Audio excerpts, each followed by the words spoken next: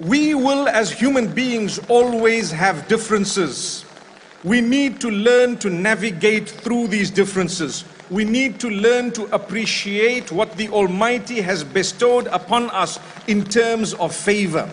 Moments ago, we were told that the divorce rate is very high.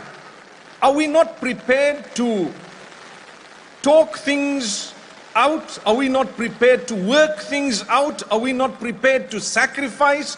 Are we not prepared to be loyal for the sake of one another and for the sake of the betterment of our own children, offspring, family members, humanity at large? Yes, divorce is permissible, but as a last resort, we need to firstly try our best to resolve matters. We need to try our best to speak about things, like I said earlier, sacrifice, communicate. If you're not prepared to communicate, how do you expect to resolve problems? If you're not prepared to compromise to a degree, how do you expect to resolve matters?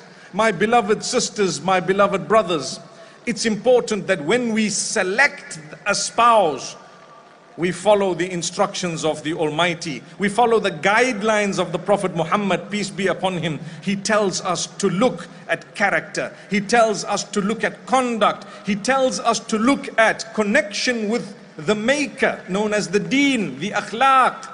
Sometimes we don't do that, and then later on we regret. People say, is it permissible for me to marry so and so? There may be permissibility, but is it really someone that your relationship will last with, that you will have a good understanding with, a person whose character and conduct will lead them to respecting you? We lack respect sometimes. We scream and yell at each other.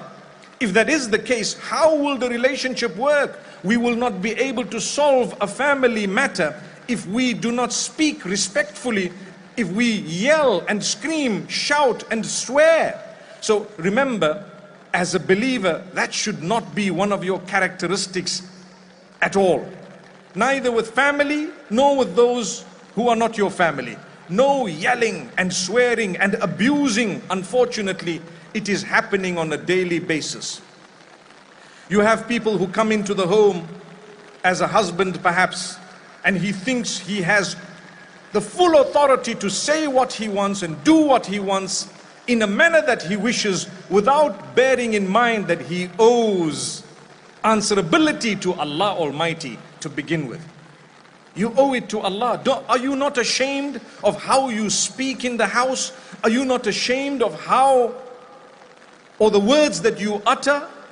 Are you not ashamed of your children watching the way you are handling their own mother? And vice versa. Because at times the men are complaining to us to say, you're always speaking about one side of the coin. My beloved brothers, you think we don't speak about the other side because you're not even prepared to listen to what we have to say. I usually say, I have addressed both sides. But the men, what do? They listen to the first 2 minutes of your speech and then they turn it off and they feel they know better in a lot of cases, right? Then they accuse you of not having addressed the matter. But instead they are guilty of not listening. May Allah Almighty help us and guide us, bearing in mind I'm a man too. So if we're guilty of it, it's collective.